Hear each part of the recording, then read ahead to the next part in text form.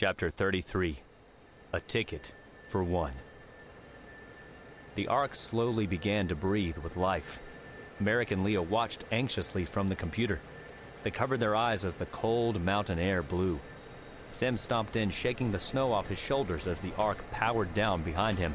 Are you alright? Asked Merek, jumping up from his chair. We heard you yell and then lost communication. Sim lifted his goggles off and threw his jacket down on the bench near his locker. I'm fine, said Sim, pulling the brown leather journal from his pocket with the photo still inside. Did you find him? Asked Leo. I need to see Otto. Sim ran over to the staircase and hurried up the steps. Leo and Merek looked at each other. Wait, did he tell you a way home? Asked Merek, running after him. Allie and Vila stood on the front porch waiting for Roz. They could hear the crowd getting closer with each passing minute. Roz and a smaller group of 5 men emerged from around the corner and hurried over to the house. Allie suddenly heard the door behind her open. She spun around. Sim walked out with a hardened gaze. Allie threw her arms around his neck, hugging him tightly. Sim held her close, taking in each passing second. Oh, thank God you're back, she said. Why are you wet and covered in ice? Where's Otto? Asked Sim. We haven't seen him, said Vila. Protect the door at all costs! Shouted Roz as he and his soldiers ran up through the garden. Raz, where's Otto? Right behind us. Roz replied, gasping for a quick breath. Sim looked out across the porch. He could see Otto and a large group of people marching toward the house. Sim could still hardly believe his eyes. The friend he knew and trusted seemed to be all but gone, replaced by a man blinded by his own grief and obsession. Roz and his men stood ready to block the front door. Sim looked back at Allie. Go inside with Vila and be ready to barricade the basement door. I'm not leaving you again. Just go. I'll be right behind you. Allie waved Vila inside where Leo and Merek stood waiting. She turned and looked back at him from the door. I won't be long, Sim assured her. Allie walked inside and shut the door with a worried expression. Sim turned around to face Otto. Otto approached with a smug grin on his face, backed by his own army. You ready to tell me now, kid?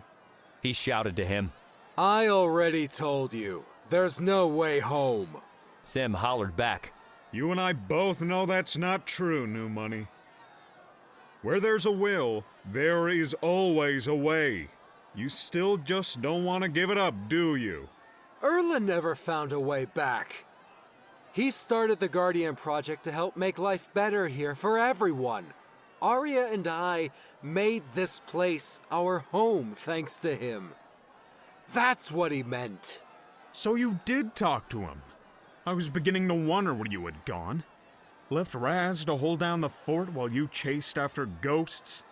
Otto walked up to the front porch, stopping in front of Roz's soldiers. The crowd hovered behind him. I'm giving you one chance, old money. You either stop this now, or I destroy the Ark and all your hopes of ever getting home. Otto's smirk turned to a scowl. You and I both know you wouldn't do that, kid. You wouldn't go against your own code. All those travelers, all those worlds lost because of your selfishness? The Ark is dangerous, Otto. You know that better than anyone. It's capable of much more than just traveling between worlds. One wrong act of desperation and you could leave everyone stranded or destroy a series of worlds. But if it means keeping that machine safe from you and your crusaders, then I will. You know, at first, I could hardly believe you would hide something like that from me. I questioned for a long time whether I should have asked you outright. Problem was, I knew that because of how grief without Arya, you would probably never tell me out of spite for everyone else. Then Allie arrived, and I thought to myself, why not putting a new pawn on the board? Perhaps you'd be more likely to tell your secrets if you had someone else you cared about yearning for home. But no. I guess you're right, kid. Threatening the Ark isn't the way to go. Sim held his breath. I'm sorry I have to do this, kid. But perhaps with Ellie's life on the line, you'd be willing to tell me the equation. How would her life, weighing on your conscience, tip the scale? After the only two loves in your life are gone, maybe then you'd understand the pain everyone else here feels. Sim's chest grew tight. Otto was right. He feared for Allie's life more than his own. The mob of angry travelers shouted as one and charged toward Roz and his men. The soldiers stood shoulder to shoulder at the front, trying to drive the crowd back. Sim backed up and looked to Roz. Go! We'll hold him here! Roz shouted to him. Raz! Go! That's an order! Sim opened the front door, casting one last glance toward Otto. Otto glared back at him from beyond the crowd. Sim ran inside, slamming the door behind him and locking it. He hurried over to Allie waiting at the basement door. She waited for him to step inside before closing the wooden door behind them. Allie turned the lock on the door and hurried down the stairs after Sim. Leo, Merek, and Vila waited for them at the bottom of the stairs. Together, they carried the desk chair and bench up the stairs to barricade the door. Dublin hid under the desk, terrified by the commotion. Merek, grab the toolbox and unhook the lockers from the back wall, said Sim, pointing to the back wall. Sim ran over to the computer and began tapping the keyboard to wake the computer up from its sleep. Allie grabbed the clothes from the lockers and tossed them out of Merek's way. Leo and Vila worked to wedge the desk chair and bench in front of the basement door. They could all hear the crowd hammering at the front door upstairs, followed by the sound of heavy wood splintering. Sim! They're breaking down the front door! Allie worked to help Merek unscrew the lockers from the back wall. She kept glancing over to Sim, still standing at the desk, hovering over the computer. Allie stepped away from the lockers and walked over to him. Erland's journal rested on the desktop next to him, propped open to the photo of Sim, Arya, and Erland. Sim typed frantically at the keyboard. Sam? Asked Allie, sensing something was wrong. Sim continued to type. He looked over to the journal and grabbed the photo. Sam, what are you doing? They all could hear the front door shatter upstairs, followed by the shouts of the angry mob growing louder. They're inside!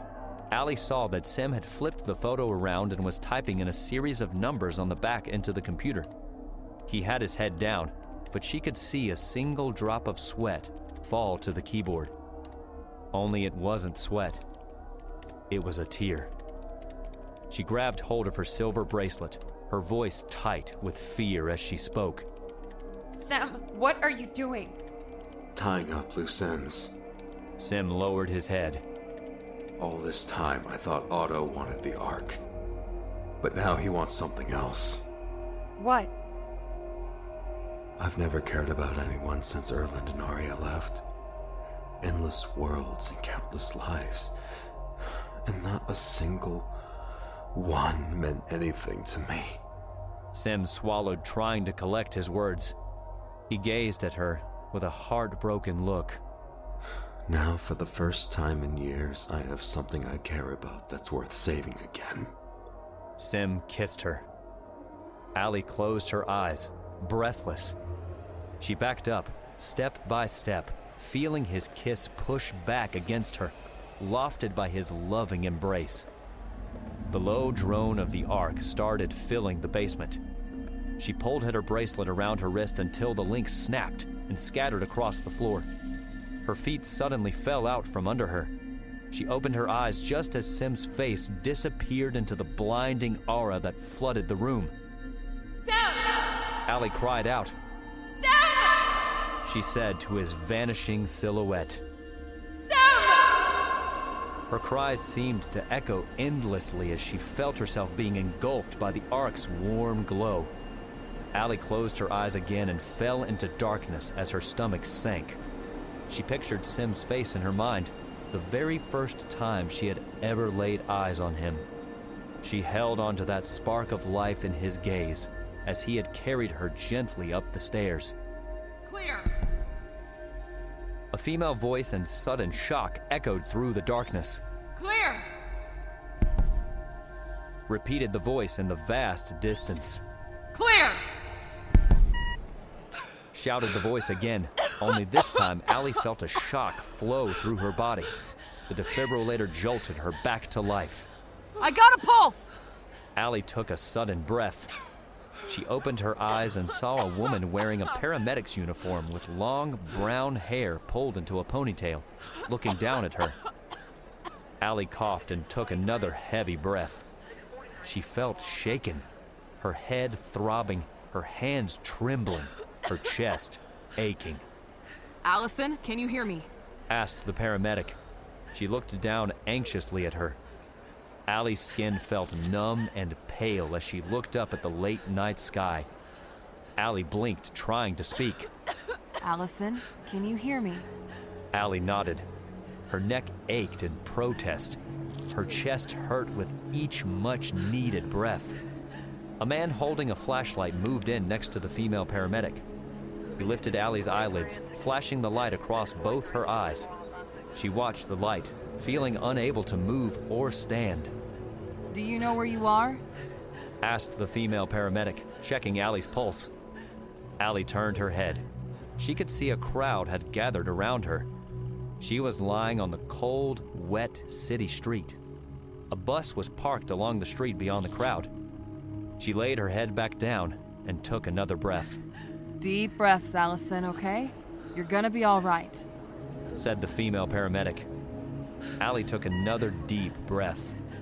She looked around at the blurry forms of people and heard a familiar set of voices arguing behind her. Let me through! I'm her boyfriend! Get out of here, David! This isn't any of your business! Shut it, Carly! Yelled David in his usual condescending tone. Allie leaned her head back as the paramedic propped her head up. She could see David and Carly arguing amongst each other. Carly was dressed in the same outfit she'd been wearing the night Allie left. David wore his usual beige suit and blue tie. His pungent cologne carried on the breeze. The smell, and its memories, made Allie feel even worse.